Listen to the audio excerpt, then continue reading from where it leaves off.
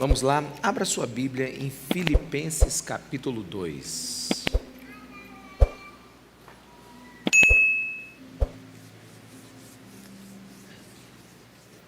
Senhor Jesus, eu quero te pedir que o Senhor fale ao nosso coração.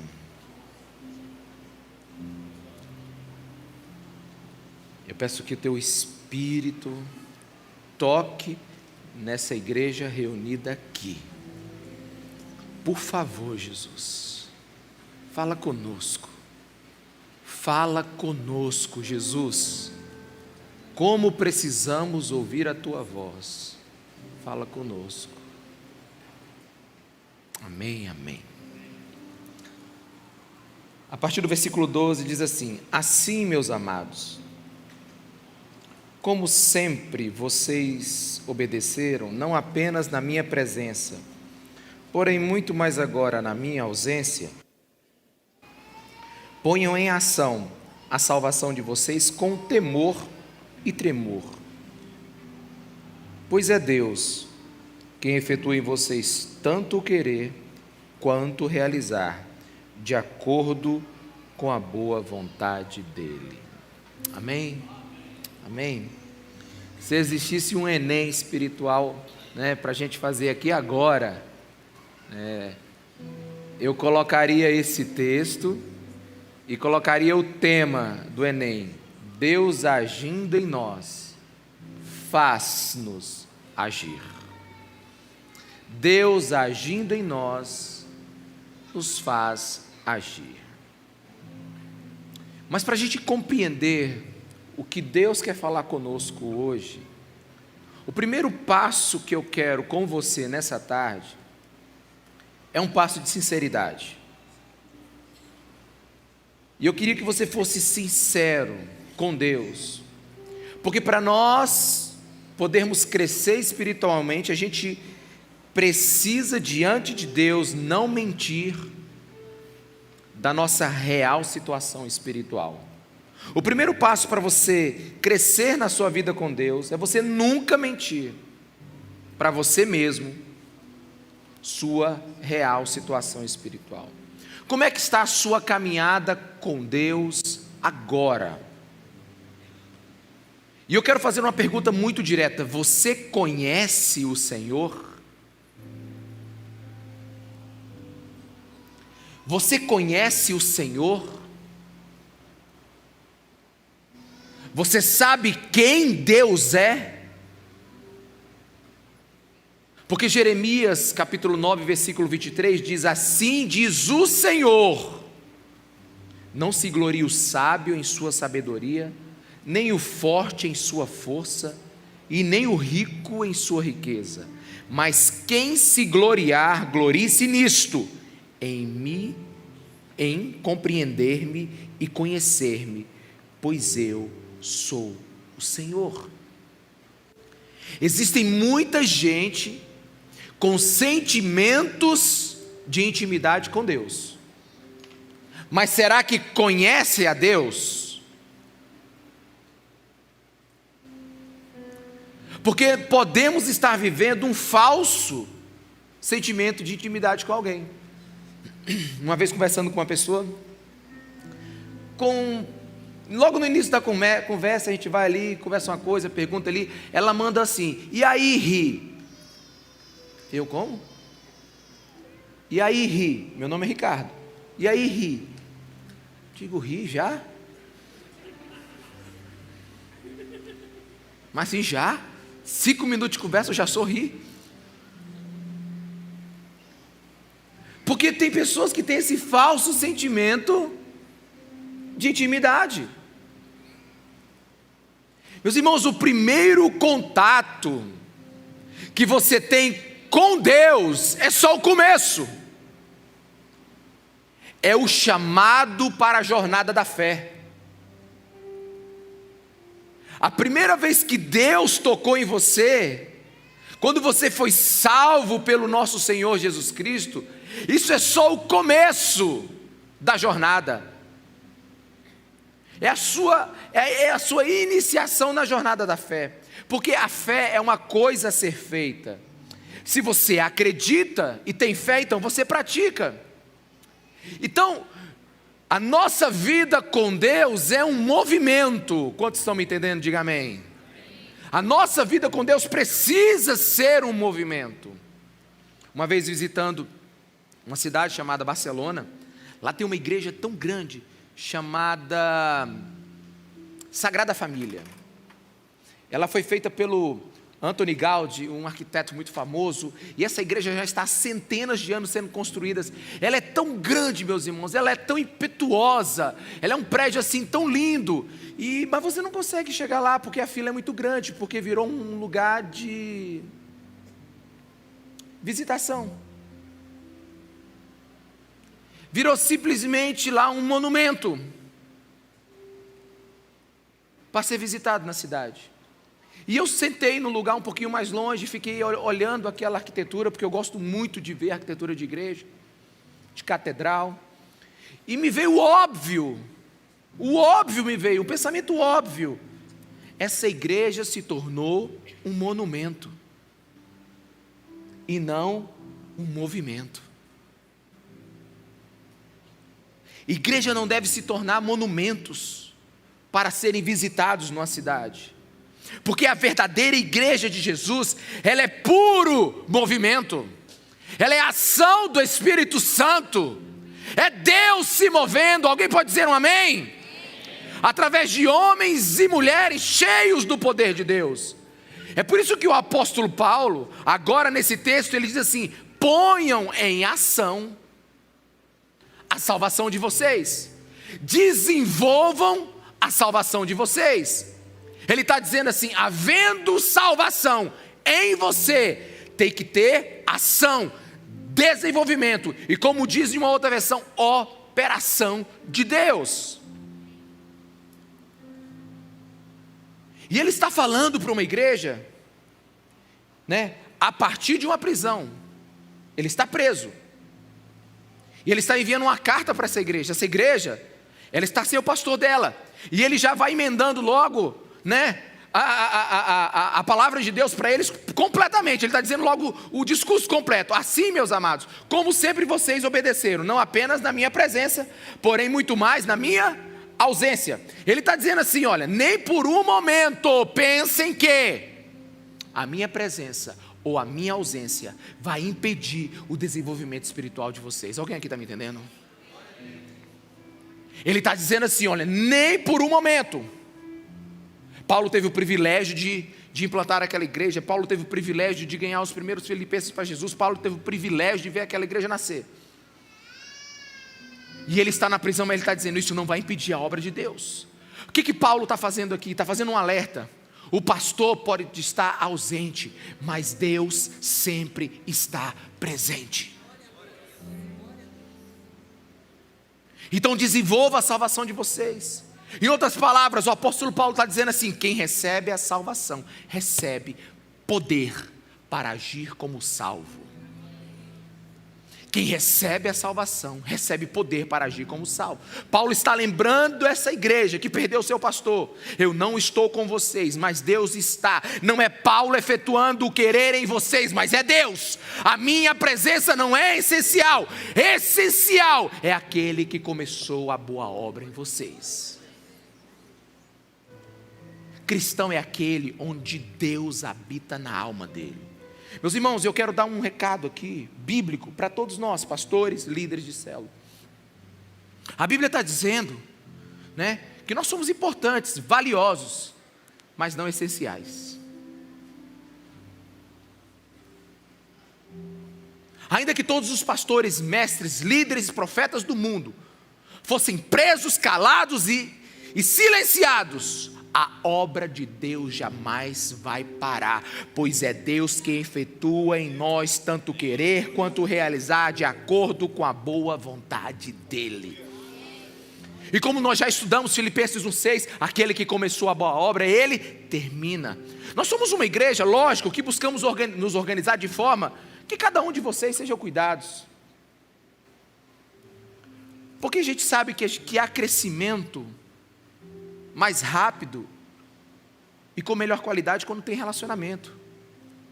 Precisamos de pessoas que nos ajudem a crescer e nos encontrar com maturidade, né? E nos levar a um outro nível. Isso é importante, sem dúvida alguma. Mas o que a Bíblia está dizendo é que muitos líderes já desistiram. Muitos líderes já caíram. Muitos líderes já morreram. Mas a obra de Deus jamais vai parar, porque é Deus que a promove. Jesus é o principal pastor da sua igreja. E como fazemos com nossos filhos? Criamos os nossos filhos para serem independentes. Criamos filhos para serem pais. Assim, cuidamos de uma pessoa para que um dia ela se torne um cuidador. Para que ela possa viver a plenitude da vida que Deus tem para ela.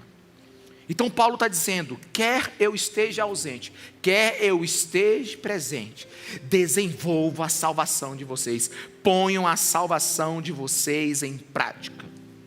E aqui a gente precisa ter cuidado para não cometer um erro na interpretação desse texto. O que a Bíblia não está dizendo? Não está dizendo o seguinte, aqui ela não está dizendo que a gente precisa produzir a nossa salvação. Aqui ela não está dizendo que a gente precisa criar a nossa salvação, conseguir a nossa salvação, não. Ele está dizendo assim, que ponham em ação a salvação que vocês já receberam pelo dom gratuito da graça de Deus. Não é dito, viva uma vida virtuosa e você será salvo. Não, é porque é salvo, viva uma vida virtuosa e digna do seu Senhor e Salvador Jesus Cristo. Porque nós precisamos entender os três tempos de salvação na nossa vida. Você foi salvo, você está sendo salvo e você será salvo. Você foi salvo, o nome disso é justificação. Você foi declarado justo diante de Deus. Por causa do sangue de Jesus, todos os nossos pecados foram perdoados em Jesus Cristo. Ele se tornou o pior de todos os pecadores. E então, por causa do seu sacrifício, nós somos justificados. E então fomos salvos. Aleluia. Mas agora a gente está sendo salvo. E o nome desse processo é santificação. O que é santificação? Em essência é Cristo sendo formado em nós. Então nós somos salvos, estamos sendo salvos, onde Cristo está sendo formado em nós. Nós estamos operando a salvação que temos em nós. Nós estamos desenvolvendo a salvação que temos em nós. E um dia nós seremos glorificados, que é a redenção completa, e ficarmos com o nosso Senhor em glória para sempre. Então entenda que a Bíblia não fala de manutenção de salvação, conseguir a salvação, terminar de obtê-la, não. Fala de um desenvolvimento de uma vida que você já recebeu de Deus. Fala de algo que já existe dentro de você. Agora preste atenção. A Bíblia não nos ensina simplesmente a relaxar e esperar. Agora aqui começa o grande erro. A Bíblia não nos ensina a dizer simplesmente, agora que eu sou salvo, deixa a vida me levar, a vida leva eu. Deixa Deus vai fazer por mim. Eu vou esperar agora. Não, preste atenção. Deixa eu te dar um bombardeio bíblico aqui para você entender algo agora. Salmo 27, 4. Uma coisa pedi ao Senhor e a procuro. Aleluia.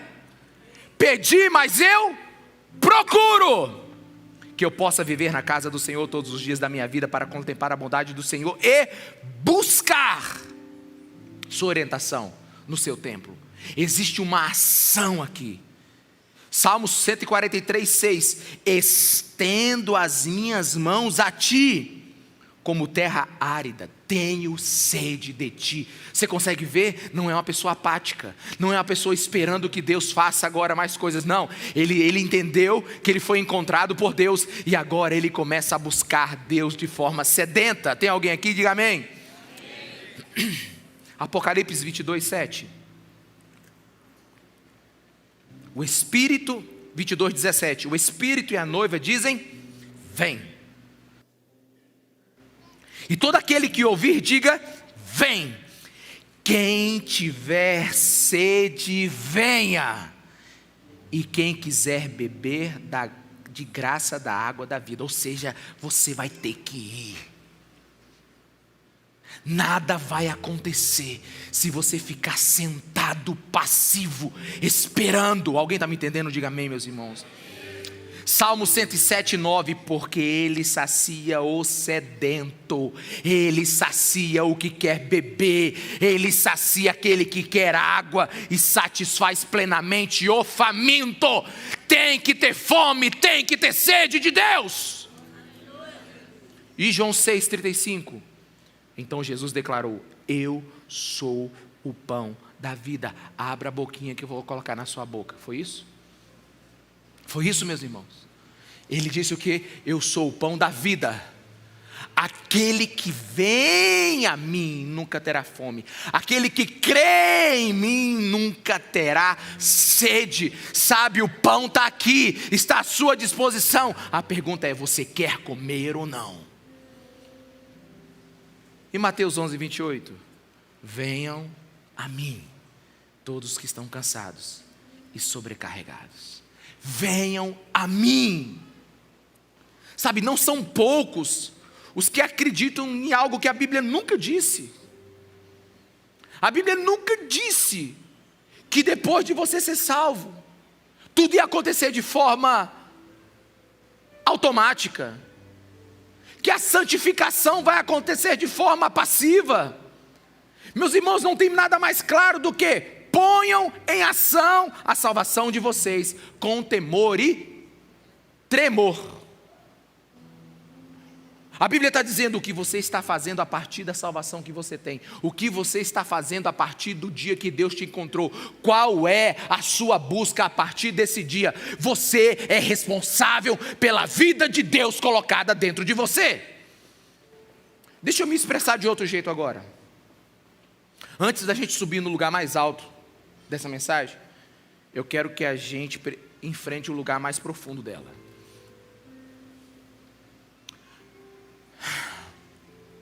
Antes da gente chegar no mais alto da esperança, a gente precisa chegar ao mais profundo da realidade. Preste atenção no que eu quero dizer. Considere comigo algumas coisas. Pense comigo, por favor, pense comigo agora. Eu te chamo para pensar segundo a Bíblia. Efésios 4,13 diz o seguinte. Considere que Efésios 4,13 diz o seguinte: até que todos alcancemos a unidade da fé e do conhecimento do Filho de Deus e cheguemos à maturidade, atingindo a medida da plenitude de Cristo. O propósito é que não sejamos mais como crianças, levados de um lado para o outro pelas ondas, nem jogados para cá e para lá, por todo vento de doutrina e pela astúcia e esperteza dos homens que induzem ao erro. Antes, seguindo a verdade em amor, cresçamos em tudo naquele que é o cabeça, Cristo. Olha só, existe aqui uma progressão da vida espiritual. Considerando isso, considerando Filipenses 1,6, que aquele que começou a boa obra de vocês vai completá-la até o dia de Cristo Jesus. Considerando o texto que nós lemos hoje, é Deus que efetua em nós tanto querer quanto realizar, de acordo com a boa vontade dele. Conclui-se o quê? Qual é a conclusão lógica, bíblica? Qual é a conclusão espiritual de alguém que encontrou Jesus um dia? Que a maior prova de salvação é uma vida transformada. A maior prova que você encontrou Deus é uma vida que está sendo transformada. Porque fé, a fé verdadeira, é aquela que produz a atividade de Deus dentro de você. Aleluia! A fé verdadeira é aquela que transforma em comportamento. Nunca esteve no plano de Jesus inclusão sem transformação. Nunca. Não faz parte do plano do Cristo inclusão sem transformação. E meus irmãos, deixa eu lhe dizer uma coisa, do fundo do meu coração. A incoerência é a mãe do desrespeito. A incoerência é a mãe do desrespeito. Pelas infindáveis incoerências entre o que a Bíblia diz e como alguns cristãos estão andando, não é à toa que a igreja está sendo desrespeitada.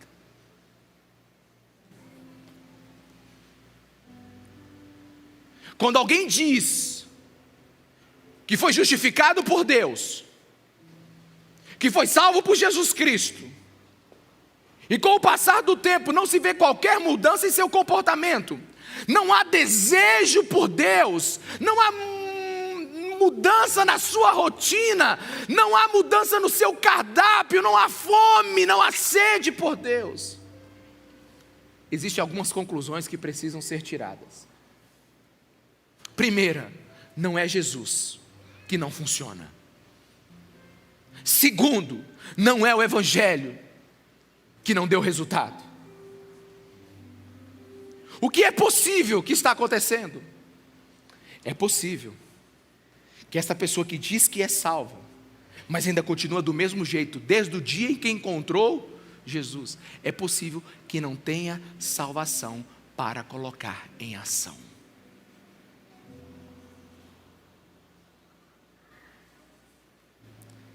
É possível que não tenha vida de Deus dentro dela. É possível que não há vida de Deus para que Deus efetue o seu querer e a sua vontade dentro dela. Quantos estão me entendendo? Diga amém. Porque de uma forma bem simples, salvação é como um embrião que foi colocado dentro de você. Precisa se desenvolver e crescer. Ponham a salvação de vocês, ponham em ação a salvação de vocês com temor e tremor. Desenvolvam, cultivem, preocupem-se verdadeira com aquilo que Deus colocou dentro de você. E é interessante que temor e tremor aqui é profundo respeito. E a minha pergunta: há empenho na sua vida para colocar a sua salvação em ação? Você tem colocado a sua salvação em ação?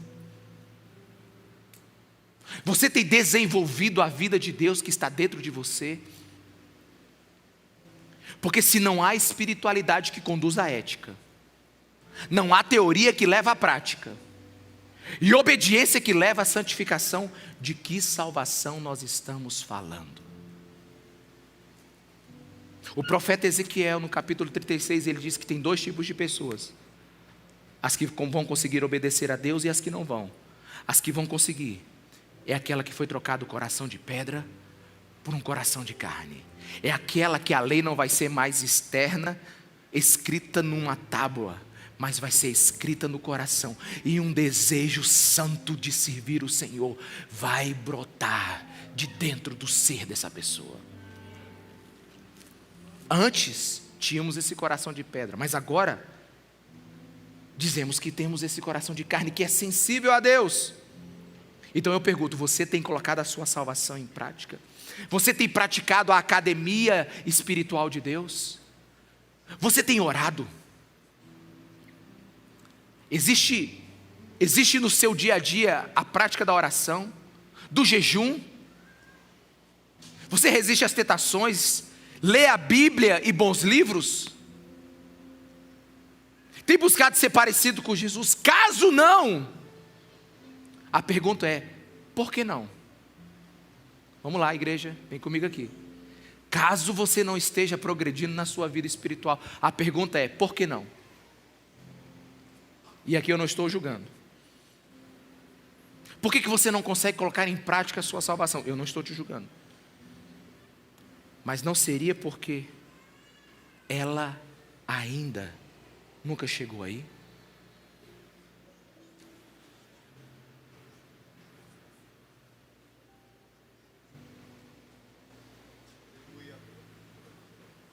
Porque a minha Bíblia me diz que o Deus que começou a boa obra, Ele termina. E é Ele que efetua o meu querer e o realizar. E se em algum momento eu digo que eu sou dele e nada de mim muda, será que tem ação ou não tem salvação?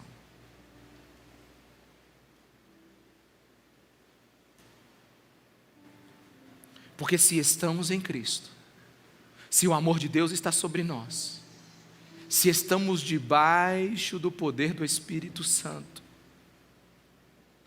como podemos afirmar que não temos fome e sede pelo eterno? Como é que alguém pode ser completamente insensível a Deus e a sua palavra, quando a vida de Deus está dentro dele?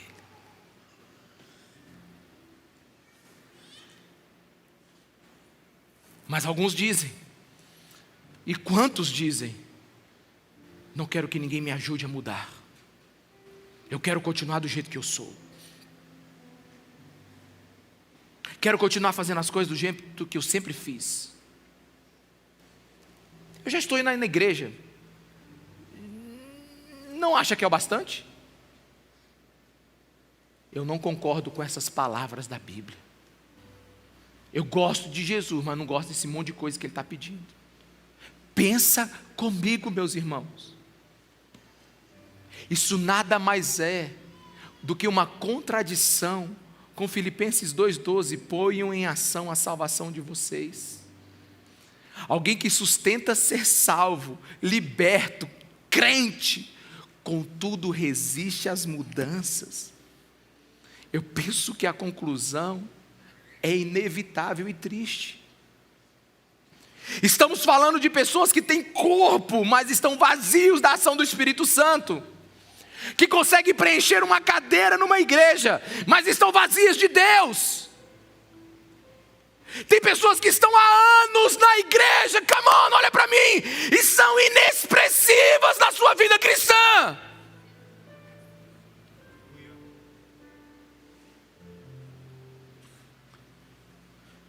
Estão há anos e anos a fio na igreja, e na sua boca não tem o conhecimento de Deus, não sabe quem é o seu Senhor, não sabe nem o que é a igreja e o Evangelho. Impossível, impossível, impossível entre a salvação, olha para mim, entre a salvação e a glorificação não existir santificação. É impossível entre o dia que Jesus te salvou e o dia que Ele virá te buscar não haver uma história da atividade de Deus dentro de você. É impossível.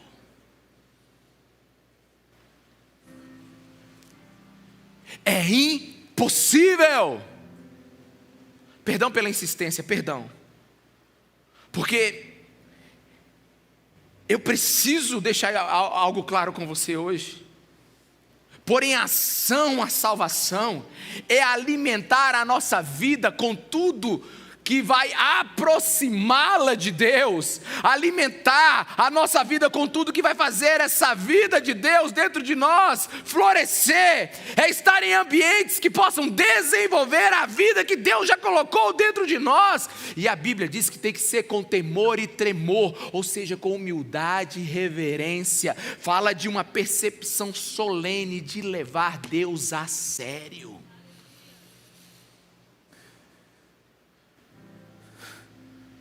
Nos ajuda, Espírito Santo.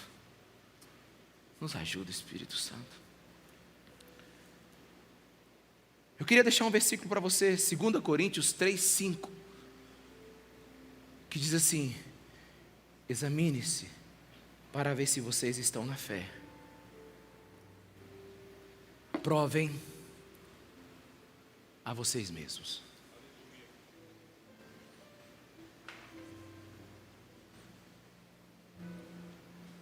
Ninguém julga ninguém aqui. Cada um está cuidando da sua vida espiritual, amém? Mas eu quero que você leia esse versículo para você.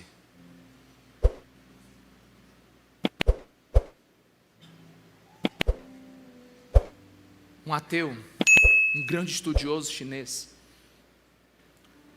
ele foi desafiado a ler o Alcorão e o Novo Testamento. Um grande doutor. E esse pastor que desafiou falou para ele: eu quero que você leia esses 2 livros, que você diz que não acredita em Deus. Leia o Alcorão, leia o Novo Testamento. E esse doutor chinês leu, e o pastor perguntou: qual lhe chamou mais a atenção? Ele disse: o Novo Testamento. Então eu quero perguntar algo sobre ele, vamos falar sobre ele. O que mais lhe chamou a atenção no Novo Testamento? O pastor estava esperando sobre a crucificação, a encarnação, a ressurreição de Jesus. Ele estava esperando uma resposta sobre Jesus.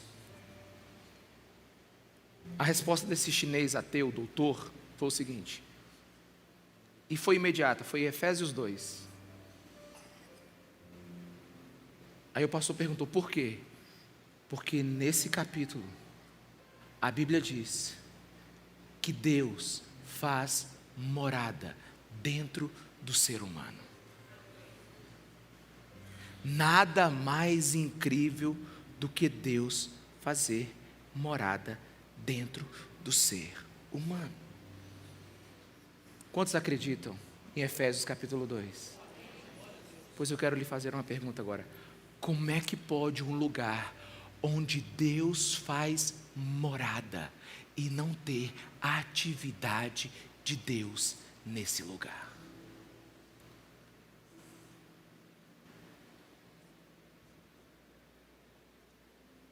Como pode que o Senhor do universo, o Deus Todo-Poderoso, more dentro de um ser humano e ele não tenha poder para arrumar nada nessa casa? Como é que pode? Por isso, faça um inventário de Deus, da ação de Deus na sua vida agora. E eu quero te lembrar de algo assustador, da nossa imensa capacidade, tendência de nos tornarmos fariseus. Um ateu não pode se tornar fariseu. Só aquele que um dia creu pode se tornar fariseu.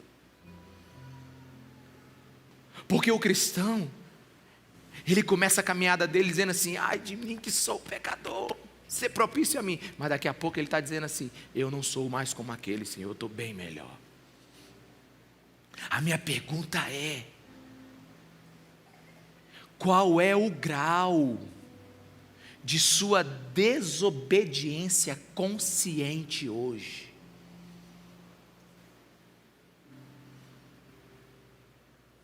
Qual é o grau de seu temor e tremor por Deus hoje?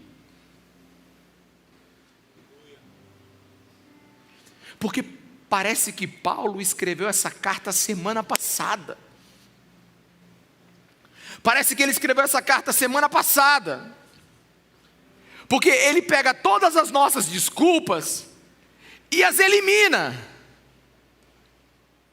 Ele diz assim: ponham em prática a salvação de vocês, ponham em ação a salvação de vocês, desenvolvam a salvação de vocês. Aí o pessoal diz: Paulo, mas como assim você não está aqui? Sem pastor a gente não cresce. E ele disse: estando ausente ou presente, ponham a salvação de vocês. Não importa se eu estou ou se eu não estou. Tem gente que fala assim: eu não cresci, porque essa igreja não cuida de mim? Não tem líder suficiente, o pastor não me visita. Paulo está dizendo assim: não precisa da minha presença, e a minha ausência não vai te atrapalhar, porque o que Deus colocou dentro de você é responsabilidade de Deus.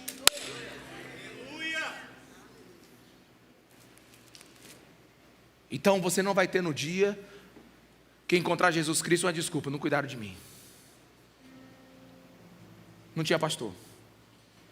Não, Paulo já eliminou essa aqui, a Bíblia já eliminou. Aí a outra, né? O mundo não colabora. Nunca vi um tempo tão difícil. O céu é de bronze. Todos os demônios que estavam incubados nos milênios passados, todos saíram agora. A filosofia desse mundo, a ideologia desse mundo, aí todo mundo começa a reclamar. Aí Paulo deixa o seguinte recado, a Bíblia deixa o seguinte recado para você. Versículo 14, Filipenses 2:14.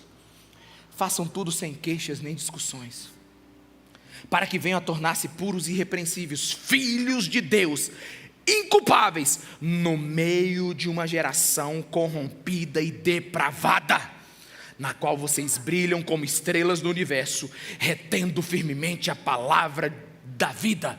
Não espere um cenário bom para brilhar. Eu posso ouvir um amém, igreja? Cadê os avivados aqui, gente? Quem está entendendo o que eu estou falando aqui, amém? Presta atenção, Paulo está dizendo, não espere um cenário ideal, não espere, na verdade é exatamente o contrário. Deixa eu abrir meu coração com você aqui. Às vezes eu começo a desconfiar que Jesus, ele não muda os cenários. Espera aí, deixa eu falar de outro jeito. Eu começo a desconfiar que Jesus muda cenários, mas não é para facilitar a vida cristã, mas para gerá-la. Amém?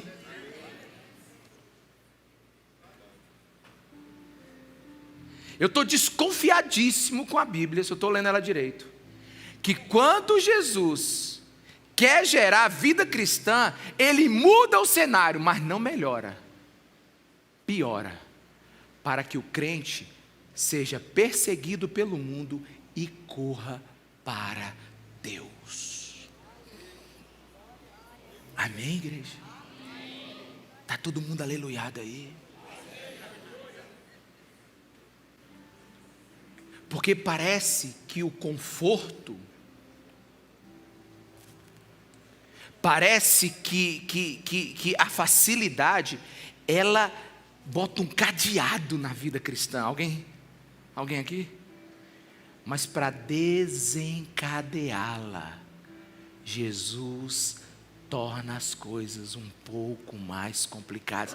E aí, o Paulo diz assim, não reclamem, porque vai ser na noite mais escura que as estrelas vão brilhar mais. Isso é frase de Martin Luther King. Por isso, se prepara, igreja, se prepara. As histórias são verdadeiras.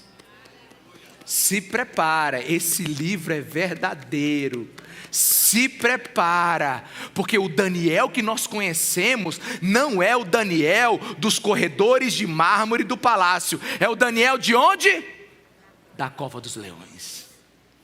Porque o Sadraque, Mesaque e Abidnego, que a gente conhece, não são os mentores lá de Nabucodonosor. São quem? São aqueles que foram libertos aonde? Na fornalha. Porque o Davi que nós conhecemos não é o Superman, é aquele que teve que enfrentar quem? O Golias. Amém aqui? Porque o Jeremias que nós conhecemos não é o profeta que profetizou tudo e aconteceu, não. Foi aquele que foi lançado num poço e ficou com lama até o pescoço. Os homens que nós admiramos, eles não respeitaram cenários, eles viveram a salvação que Deus tinha dado a eles. O Paulo, que nós tanto lemos, ele não escreveu da sua choupana lá no Havaí. Ele escreveu de uma prisão, acorrentado a 2 soldados, com prazo e com sentença marcada para a sua morte. Meus irmãos, o nosso Senhor Jesus Cristo nunca foi um diplomata. O nosso Senhor Jesus Cristo veio como homem, como pobre, como necessitado. O nosso Senhor Jesus Cristo não tinha uma casa para morar. O nosso Senhor Jesus Cristo foi carpinteiro, e quando ele começou a missão dele, depois de 3 anos ele foi cuspido, ele foi envergonhado, ele foi chicoteado, ele foi espancado, ele foi crucificado. Onde é que nós estamos querendo desenvolver a nossa salvação? Numa redoma.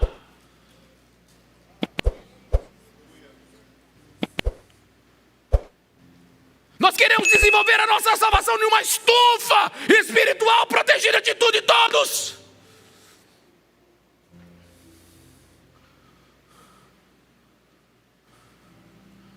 Se prepara, igreja.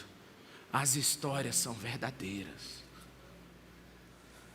Se prepara, porque existe uma parte da história cristã que somos nós que vamos vivê-la agora. Pare de criar um mundo espiritual hipotético na sua cabeça. Versículo 16, o apóstolo Paulo está nos dizendo assim: onde é que a gente deve, eu gosto muito da Nova Almeida Atualizada, que diz assim: onde devemos firmemente preservar a palavra de Deus, ou como diz a Nova Tradução Linguagem hoje, onde devemos entregar a mensagem dessa vida. Ele responde na Nova Tradução Linguagem de hoje: sejam filhos de Deus, vivendo sem nenhuma culpa no meio de pessoas más que não querem saber de Deus. Ele está dizendo: se agora é o pior momento que você viveu na sua vida espiritual, é porque é o melhor momento para você brilhar em todos os tempos. Pastor, está difícil demais. Ô mundo estressante, ô mundo difícil. Agora que aconteceu tudo isso, a gente não sabe mais. É guerra para um lado. Deixa eu te falar, para de reclamar, porque as histórias são verdadeiras. Ou acredita na Bíblia ou não.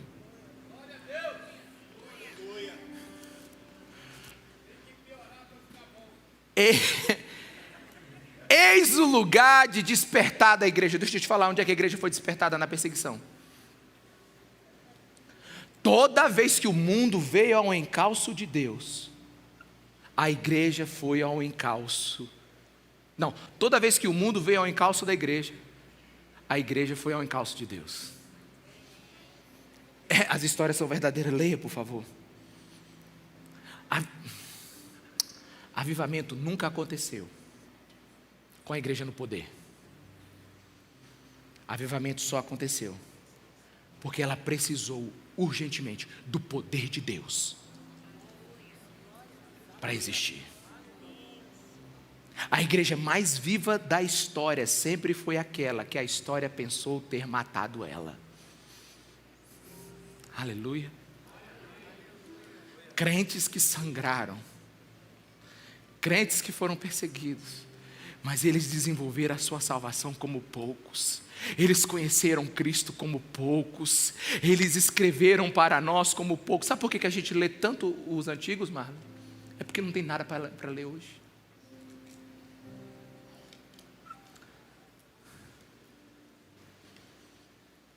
Sabe por que a gente cita tanto a galera lá de trás?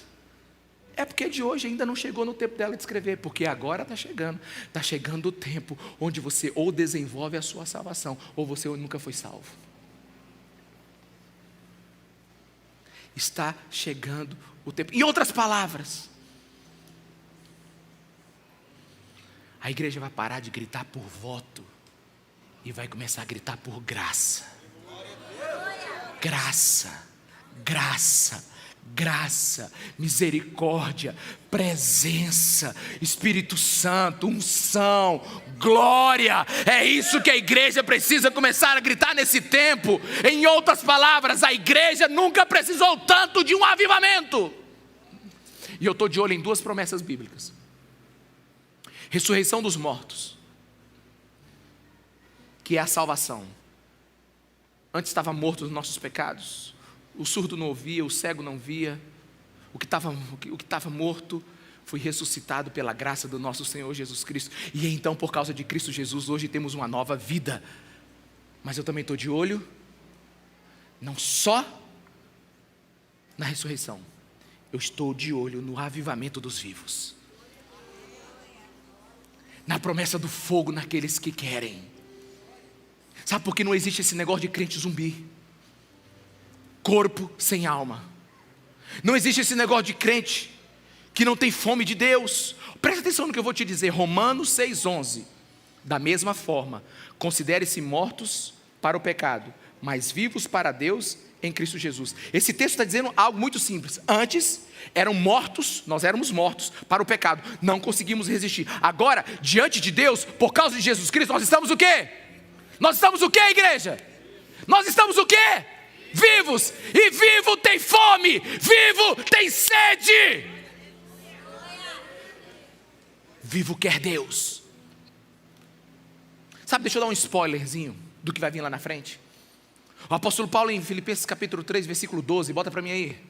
Não que eu já tenha obtido tudo isso, ou tenha sido aperfeiçoado, mas prossigo. Mais o quê? Mais o quê? Fico passivo? Não, prossigo para alcançá-lo. Alcançá-lo quem?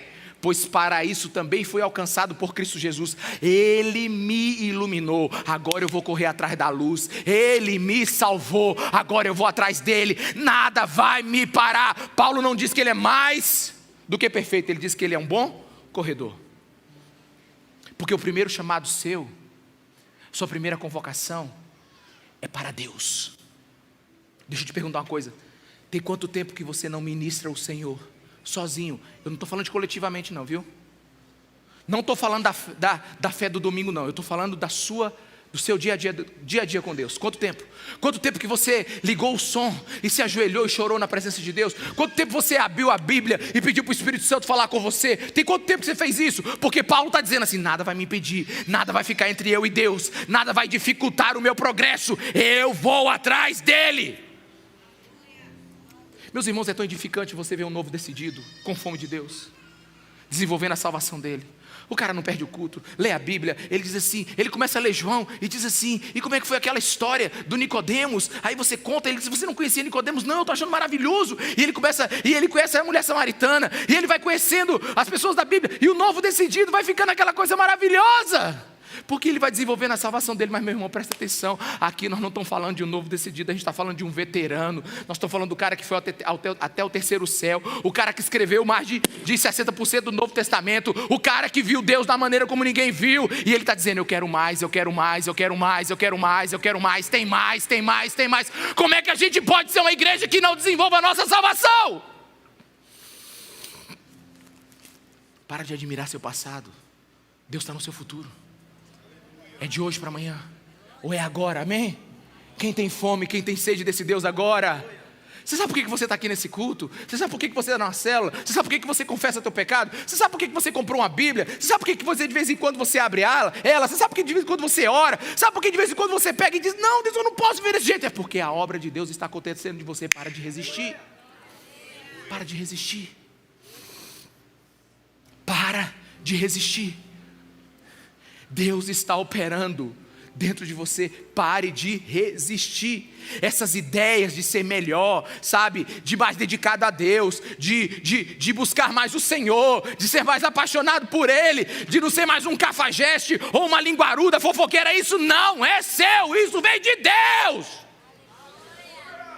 É o Espírito Santo operando dentro de você. É Deus dizendo, vem. Não são pensamentos autogerados, não são pensamentos autoproduzidos. É Deus que está falando no seu coração, é o Espírito Santo de Deus que está comunicando a vontade dEle dentro de você. São pensamentos que estão na sua cabeça, mas que não são seus. Veja a dinâmica bíblica, entenda o que Deus quer fazer conosco, igreja, nesse tempo. Deus coloca um desejo e a condição de realizar dentro de você. Deus inicia o processo, mas é a gente que executa. É por isso que tem uma voz dentro de você que está dizendo, ei, muda, ei, responda, ei, para de olhar para esse mundo apenas, ei, para de ter dúvida, ei, acredita em mim, aumenta a tua fé, vamos lá, olha para o futuro, para de se prender às coisas desse mundo. É a obra de Deus dentro de você, é a mão de Deus operando dentro de você, no querer e realizar. Deus está colocando desejos santos dele dentro de nós. Preciso orar. Preciso buscar mais a Deus.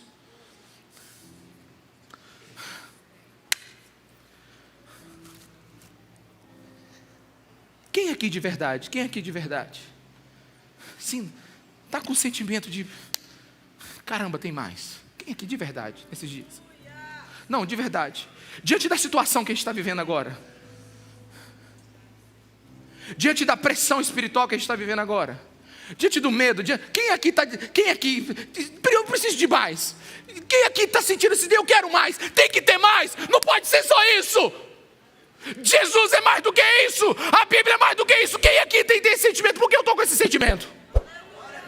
Eu não quero só um bom culto, eu não quero só vir aqui e cantar. Meus irmãos, eu não quero só aqui me encontrar com meus irmãos de domingo. Deixa eu te dizer, o inferno não tem medo da fé de domingo.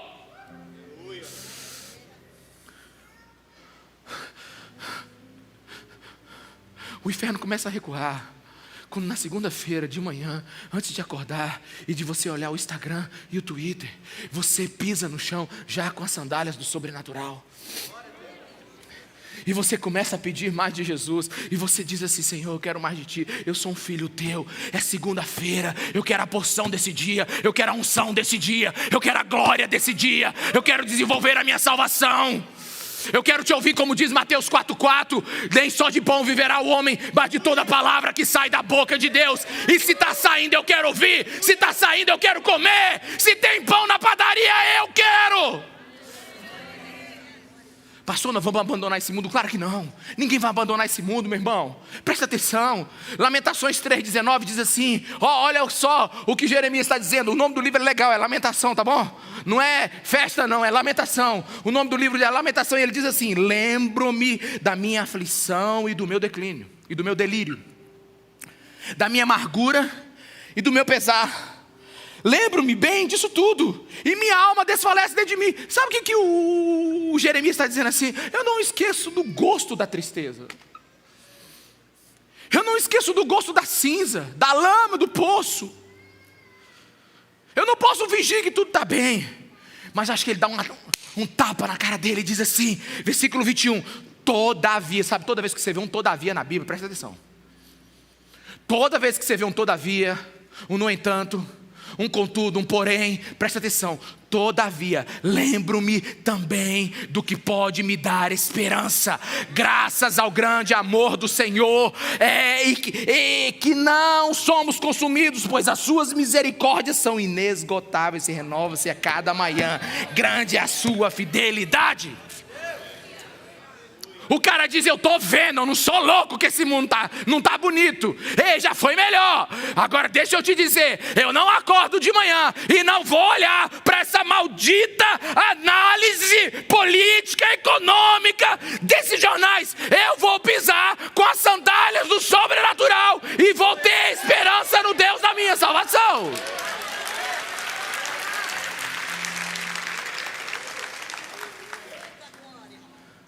Você sabe onde nasceu uma das declarações mais difíceis da Bíblia? Que o justo viverá pela fé? Quem sabe onde está esse texto? A primeira vez que ele foi citado. Quem sabe, meus irmãos? Abacuque. Abacuque ora: Deus, os inimigos estão vindo aí. Aí Deus fica em silêncio. Aí Abacuque diz: Deus, eu estou gritando, o Senhor não ouve. Caramba, cadê você? Aí Deus falou: te respondo.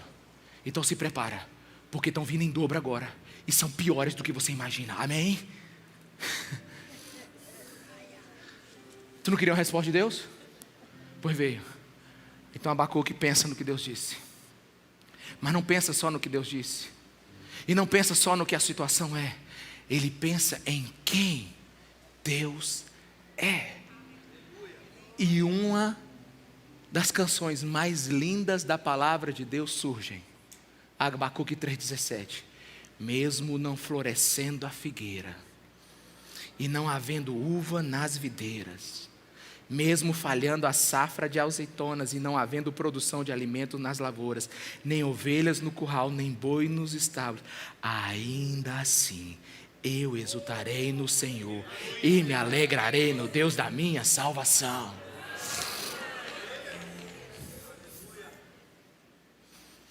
Porque foi na adversidade que a fé surgiu. Foi na noite escura da alma. Vamos lá, gente, vamos lá. Foi na noite escura da alma que a salvação brilhou. Foi enquanto todo mundo reclamava, a igreja começou a queimar de paixão por Jesus. Foi quando a fé de muitos desfaleceram, a nossa começou a despontar como nunca, e nós começamos a influenciar a noite com a luz que recebemos dele. Eu não estou com pressa de terminar hoje, que os nossos guardiões tenham dificuldade ali depois do culto, porque eu preciso terminar o que eu quero dizer hoje para você. Quem aqui desejaria ouvir Deus de diversas maneiras? Quem? Quem aqui desejaria ouvir Deus de diversas maneiras? Sabe, ser um condutor, sabe, ser um para-raio da voz de Deus. Porque deixa eu te falar, Deus está falando, nunca parou de falar, Ele sempre falará com a sua igreja.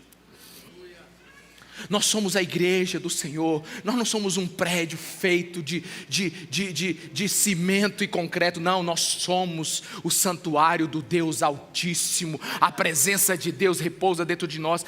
Quantos aqui não desejariam ouvir Deus de várias maneiras? Deixa eu ler para você. Ei, igreja, se prepare, as histórias são verdadeiras. João 10, 27. As minhas ovelhas ouvem a minha voz. Eu as conheço e elas me seguem. Você ouve a voz do seu pastor? Se isso não te emociona, não sei mais o que vai mexer contigo. Nós temos um Deus que fala conosco. Jeremias 33, 3. Clama a mim, e eu responderei e direi a você coisas grandiosas e insondáveis que você não conhece. Deixa eu te falar uma coisa. Você sabe por que você está perturbado? É porque por causa daquilo que você conhece.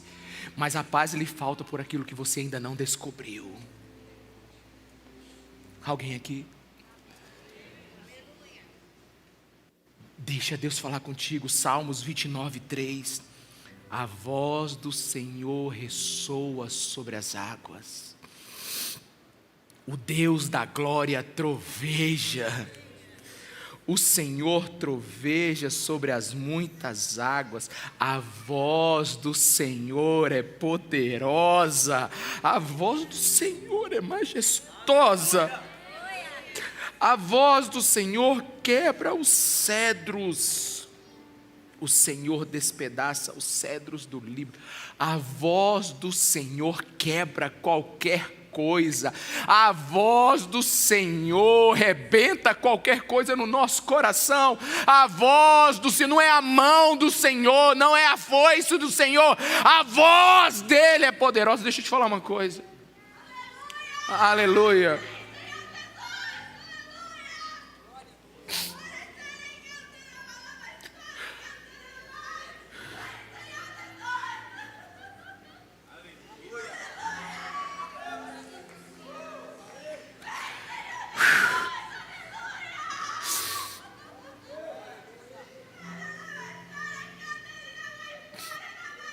Eu me lembro um dia, eu fui tirar 3 dias, eu fui fazer um aniversário, não sei que aniversário foi aquele, bebê, não sei se foi 35 anos, se foi 36, que eu fiquei 3 dias lá na fazenda, não lembro, e eu fiquei sozinho lá de jejum, eu levei só pão e suco de uva, e eu me lembro que lá na fazenda do meu sogro tinha uma árvore muito grande, acho que era um ipê, é uma dessas árvores nobres aí. Ela era uma árvore muito alta, mas quando ela chegava na metade do tamanho dela, ela dobrava e ela ficava quase 90 graus. E todo dia que eu ia meditar, eu passava por essa árvore. E eu falava, Deus, o Senhor dobra uma árvore dessa grossura e eu não me deixo ser dobrado por Ti. O Senhor dobra um tronco desse tamanho e eu não sou dobrado por Ti.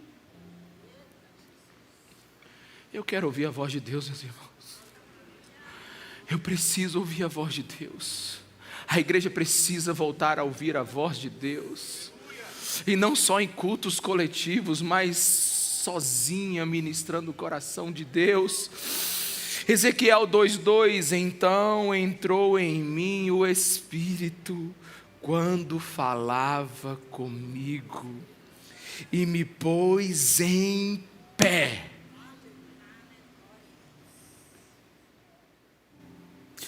E ouvi o que falava, me pôs de pé. Não tem como não se erguer depois de ouvir a voz de Deus.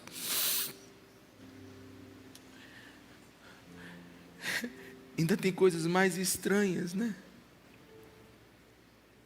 1 Reis 19 fala que Deus fala através da brisa. Deixa eu te falar uma coisa aqui. Quem está desenvolvendo a sua salvação? Quem está buscando o Senhor? Quem deseja o Senhor? Tudo fala. Amém? Tudo fala.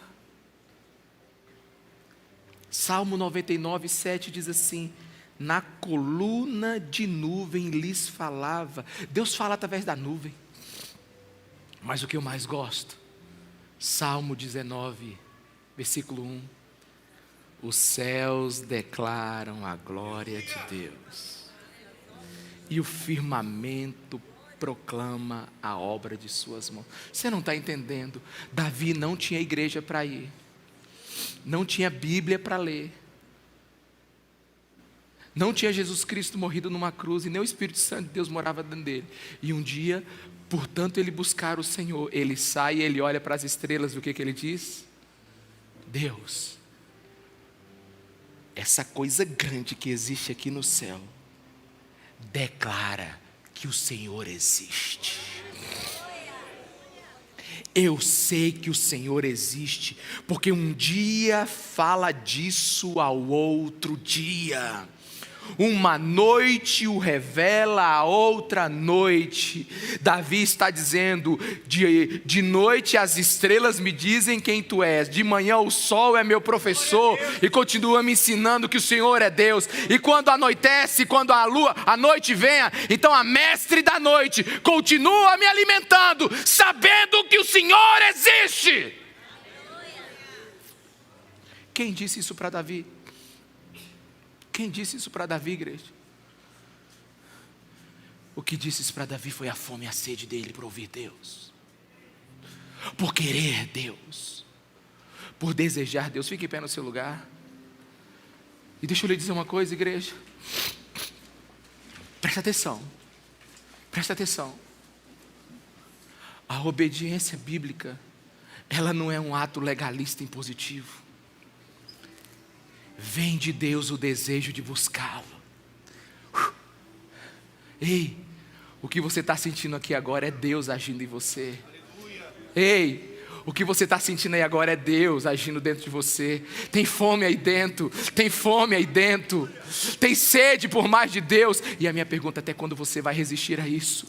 Até quando mais você vai ficar nesse seu casulo? Até quando você vai ficar onde você está? Sabe, pastor, eu não consigo. Como não? A Bíblia diz que é Ele que efetua em vocês tanto querer quanto realizar. Deus está aqui. Existe uma voz dentro de você que está dizendo: busca Ele, busca Ele, vai atrás dEle, peça mais dEle, se desespera por Ele, grita por Ele, porque ninguém é igual o nosso Senhor.